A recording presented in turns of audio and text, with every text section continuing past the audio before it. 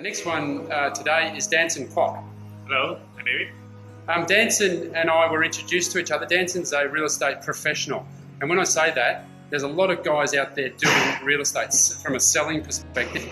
But I'd have to say that I've met very, very few people who are as professional and as detailed and as thorough as this guy. I was introduced to Danson right at the very start when our bank came back to us and said that we needed a number of pre-sales. Now that was a bit of a surprise because up until that time, the bank I was looking at using said that we didn't need pre-sales, but when the financing was about to go through and get approved, they come out and said, hey, now you need 4 pre-sales. And I went to 2 different agents looking for pre-sales, and they said they promised the earth and really weren't able to deliver. And then I came across Danson, and he was able to, just through his methodology and his contacts, push through 4 sales in very quick fashion, which really got the project off the ground. So I just wanted to ask Danson briefly, mate, the pre-sales, if they don't occur on a project like this, then really there's no project, is there? That's correct. Yeah, pre-sale is very important for development like this, a small development like this especially. And I think now it's even harder because the bank is really tightening construction loan and need more pre-sale for the project. So that makes it even more challenging. Yes. And the fact that most Australians are not comfortable buying off the plan. Yes. That is so there's a stigma attached to it. Yes. So that makes the whole pre-sale business challenging. It is, yeah. But I am very comfortable doing it because I'm from Singapore originally. So Asian, we buy property off the plan mostly. Yeah. So I buy property off the plan in Auckland and Melbourne as well. So I know the process as a buyer. Yeah. So I'm comfortable doing that.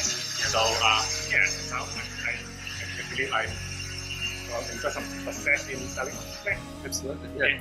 Yeah. So essentially, buying off the plan, essentially you're buying lines on a piece of paper. That's right. And also a hope that that builder is going to get enough pre-sales so that the project gets funded by the bank, and then you can start construction. But if you don't get those pre-sales, then it can be a very drawn-out, painful process.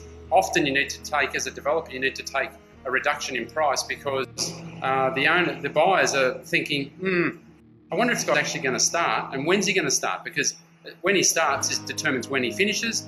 And if it's a product like this, where it's really suitable for homeowners, as well as investors, but homeowners, then they're going to want to know, hey, when can I get to move into my new home? So there's lots of uncertainties. It's a challenging thing, and you need a skillful guy to be able to move product in that situation. So then moving along, we got started, obviously, and here we are almost finished. And Danson's continuing to market the project and doing a great job at that. But Danson, what would you say, how is it an easier process to sell a project that's almost finished, like this one is, or when it's completely finished, as compared to the pre-sales? Well, of course, it's a different ballgame altogether. When you sell off the plan, like what David rightly say, is based on everything on paper, as you're selling a hope, rather.